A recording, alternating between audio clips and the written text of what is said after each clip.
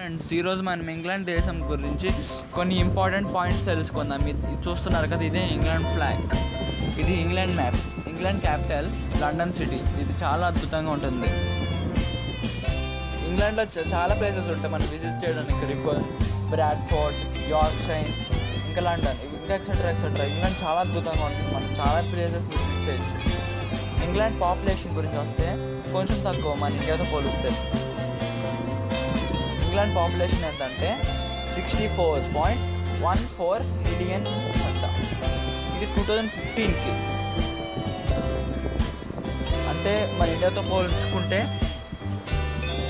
లండన్లో కొంచెం తక్కువ మంది ఉంటారు. మనకి ఇంగ్లాండ్కి ప్రెసెంట్ చాలా పేర్లు ఉన్నాయి. గ్రేట్ బ్రిటన్ అని, యునైటెడ్ కింగ్డమ్ అని, ఇంగ్లాండ్ అని, బ్రిటిష్ అని.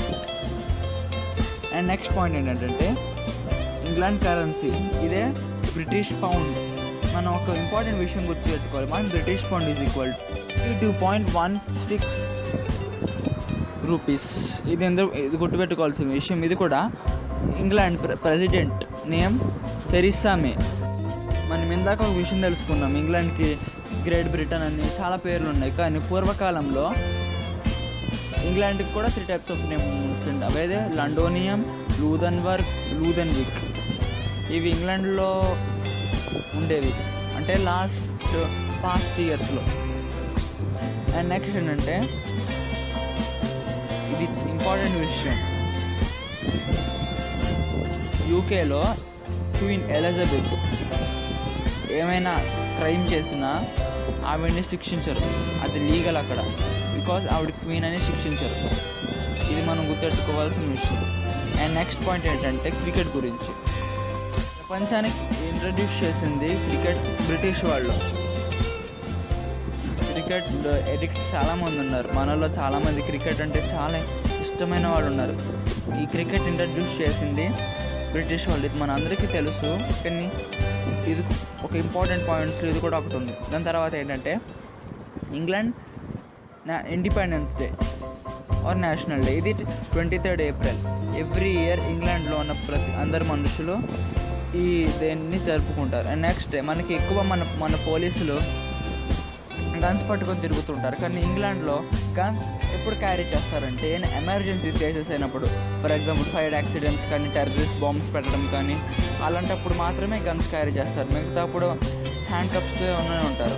ఇది కూడా కొంచెం ఇంపార్టెంట్ విషయం. ఇండియన్ పోలీస్ లాగే బ్రిటిష్ పోలీస్ కూడా చాలా powerful and strong. Next point zoo గురించి. ప్రపంచంలోనే అతి పురాతనమైన జూ లండన్లో ఉంది. ఇది 1928లో స్థాపించారు. నెక్స్ట్ పాయింట్ ఏంటంటే మనం అందరం బ్రిటిష్ అఫీషియల్ లాంగ్వేజ్ ఇంగ్లీష్ అనుకుంటాం, కానీ కాదు. ఇది 10 నుంచి 13వ శతాబ్దం వరకు బ్రిటిష్ అఫీషియల్ లాంగ్వేజ్ ఫ్రెంచ్ అంట. దాని తర్వాత ఇండిపెండెన్స్ వచ్చి ఇంగ్లీష్గా మారింది. అండ్ నెక్స్ట్ పాయింట్ రిపాన్. ఇది చాలా చిన్న మరియు పురాతనమైన సిటీ, అది కూడా ఇంగ్లాండ్లో. ఇది చాలా అద్భుతంగా ఉంటుంది. మనం ఇందాకే తెలుసుకున్నాం ఇంగ్లాండ్లో ఇది కూడా మనం విజిట్ చేయాలని ఖచ్చితంగా. అండ్ నెక్స్ట్ పాయింట్ ప్రపంచంలోనే అతి చిన్న వారు ఇంకెక్కడా లేదు. అది ఇంగ్లాండ్కి మధ్య జజిందర్ జరిగింది. ఇది చాలా చిన్నవారి హిస్టరీలోనే. జజిందర్స్ 38 నిమిషాల్లోనే సరెండర్ అయిపోయారు బ్రిటిష్ వాళ్ళకి. అందుకనే ప్రపంచంలోనే చాలా చిన్నవారని ఒక పేరు ఉంది. అండ్ నెక్స్ట్ పాయింట్ తెలుసుకుందాం.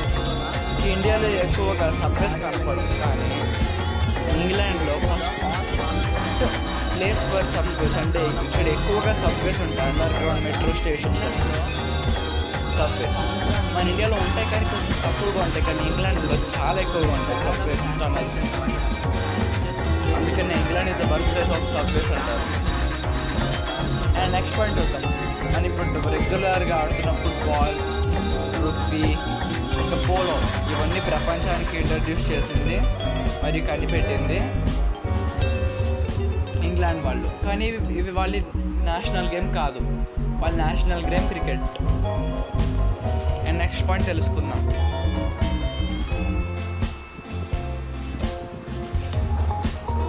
మనం అందరం ఎక్కువగా ఇండస్ట్రియల్ రెవల్యూషన్ గురించి చదువుకున్నాం. ఇది ఎక్కువ యూరప్ కంట్రీస్లో ఎక్కువగా ఉండేది. అండ్ ఇంగ్లాండ్లో కూడా ఎక్కువగా ఉండేది. మనకి ఇంగ్లాండ్ నుంచి ఎక్కువగా సైంటిస్ట్స్, జియోగ్రాఫర్స్, ఇంజనీర్స్ ఎక్కువగా ఇంగ్లాండ్ నుంచే వచ్చారనమాట. ఇన్వెన్షన్స్ అన్నీ ఎక్కువ ఇంగ్లాండ్ నుంచే వచ్చాయి. Scientist, engineers and inventions and industrial revolution అంటారు. ఇంగ్లాండ్లో హార్సెస్కి, పోనీస్కి, గాడిదలకి హార్స్ పాస్పోర్ట్ అనేది ఉంటుంది. అండ్ ఇంగ్లాండ్లో మెయిన్గా ఉండేది శాండ్విచ్. ఇక్కడ ఏకంగా సంవత్సరానికి 11.5 బిలియన్ల శాండ్విచెస్ తింటూ ఉంటారు. అంటే శాండ్విచ్ ప్రేమికులు ఉంటారు. And thank you.